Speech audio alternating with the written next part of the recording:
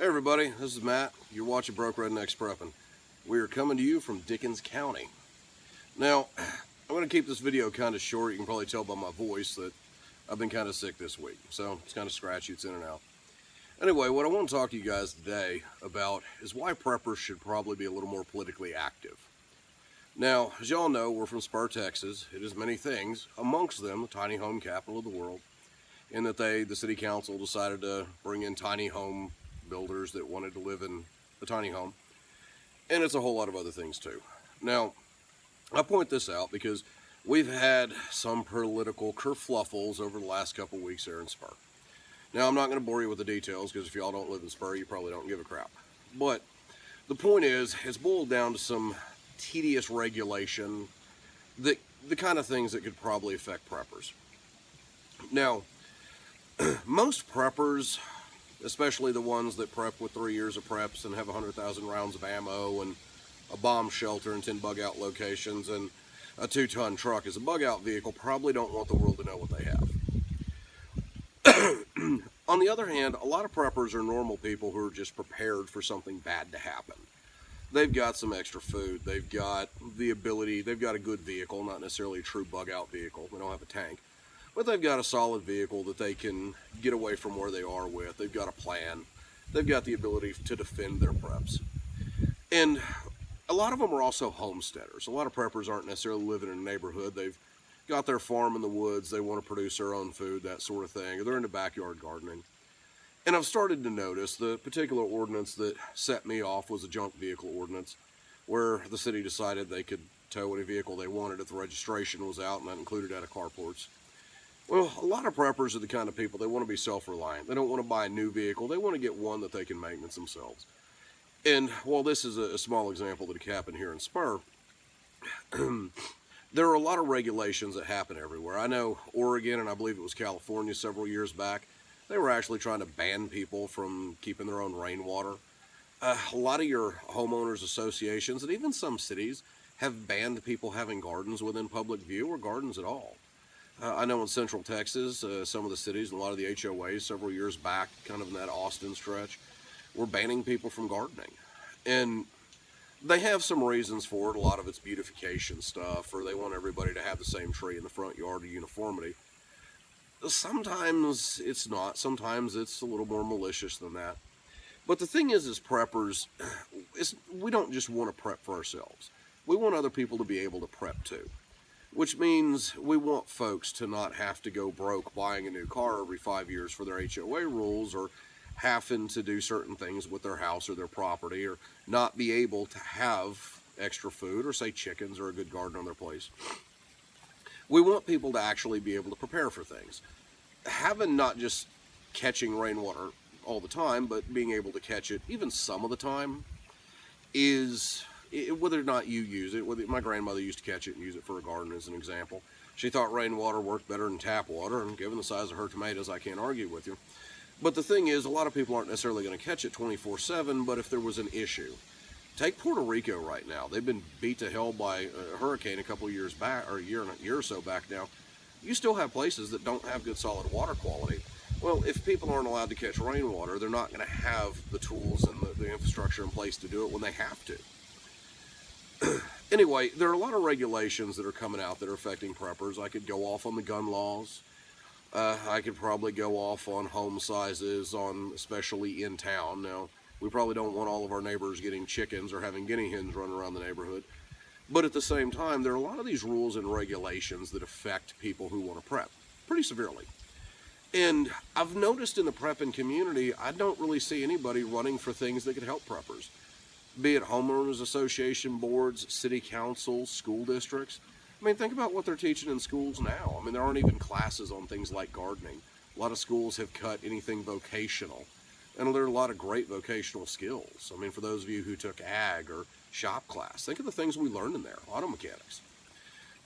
You can go on up the line to where running for sheriff. You know what? If some of you guys are licensed law enforcement, may not be a bad idea to consider running for some law enforcement offices. City council is, like I say, I said that one, but county commissions here in Texas, and different states have different terms for it, so look up where you are and what would be good. But, people who are prepared are exactly the kind of people you want in city government.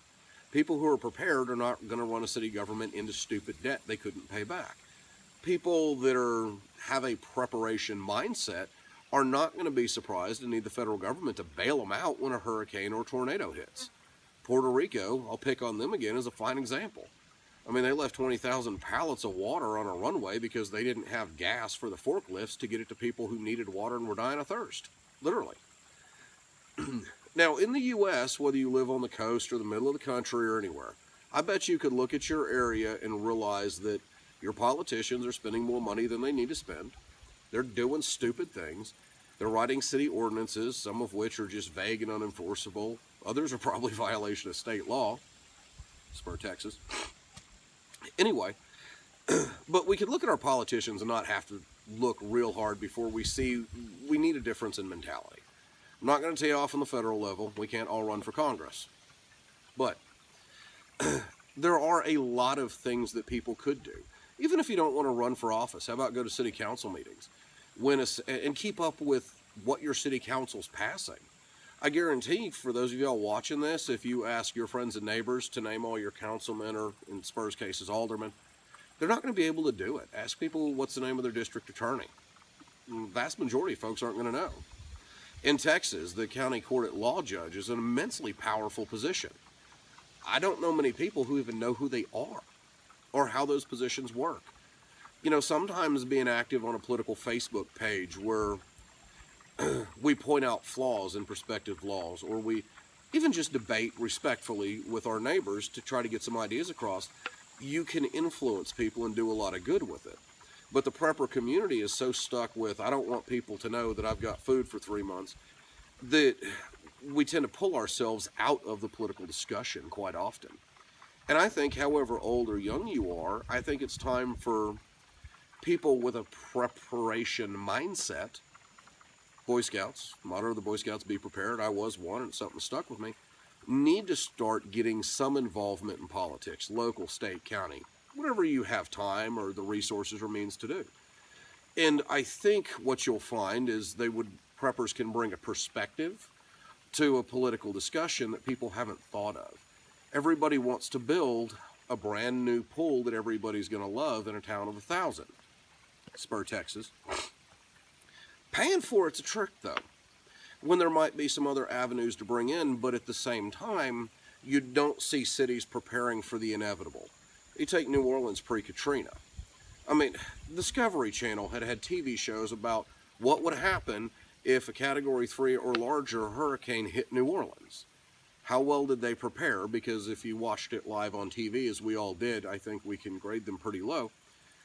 Cities and counties and states never, I guess maybe the prevention for disasters that could happen or preventions for other things that could just happen aren't sexy enough for them, for the local politicians. But I think some preppers getting in and bringing that to discussion and saying, maybe we should hold off building the pool until we've shored up our water treatment plant. Or if we're going to build a pool before we take out a bond, let's see if we can get some federal grant money. Come up with a way to work with local businesses and community organizations to raise the money. Because preppers, one of the things that we worry about are finances. We don't want to be heavily in debt. We don't want to owe somebody for everything we have. Sorry, my throat's scratchy. Now, anyway, the point is, all of you guys sitting out there, I guarantee you can pick any number of laws you don't like. With my nephew, it's all gun laws. And with my dad, too, to be fair. But there are a lot of laws out there that we don't like, that are stupid, that are affecting how we want to live our lives. I picked the rainwater one because we had a homecoming weekend here in Spur this weekend. And so we met some new friends that are from Northern California. And one of the things they talked about why they left Northern California to come to Texas were taxes and burdensome regulation. They actually mentioned the not catching rainwater. I didn't make that one up. I'm stealing their idea. Anyway, there are a lot of those things, and especially in California, that are causing people to think they have to move when there might be another option. Instead of having to leave what we've already built, maybe we can be involved in the political discussion to fix what we have. Now, my family is from Dickens County, Texas, and in Spur and everywhere else. I'm not going anywhere. If they want me out of Dickens County, well, they can take me out cold and stiff probably. But, and for a lot of people, y'all probably feel the same way. There are a lot of preppers that live somewhere, and I'm like, dude, why? But that's where they're from. That's where home is. And if we're going to make something our home, that means being involved in all of it. I know any number of preppers who can tell you right now how many power relay stations there are in case the grid goes down, that are prepared for the eventuality of North Korea firing a nuke and shutting down the power system for the northern U.S. But at the same time, they don't know who their city council members are. They don't know their county commissioners, the people who handle their roads, who handle their schools, who handle their tax rates. Taxes are another thing preppers don't like.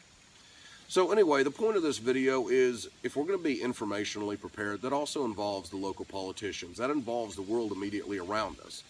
We all know if there's a grid down situation, community is going to be very important.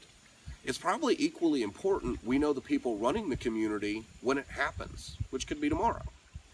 So, my advice to preppers, and I may consider taking this on my own and doing the same thing, is let's consider entering political discussion. I'd love to see more preppers running for political office. I would love to see debates, be it in the primaries or the general election, where preppers are asking politician questions like, why are you passing a gun law if they don't work? Why are we raising taxes on people that can't afford it? Why are you telling me I can't catch rainwater on my own property? Whatever happened to personal sovereignty? Even if we don't win, the discussion's out there and maybe people are influenced. So I hope all of you out there will start thinking about politics as something we need to look at pretty seriously. Anyway, my throat hurts, and so I'm not going to talk a whole lot longer, and that's my 2 cents. But anyway, throw out some comments. Let me know what you guys think. Like, subscribe, hit the little bell thingy. I'm told that does something. Anyway, you're watching Broke Rednecks Prepping. Hope to see you next time.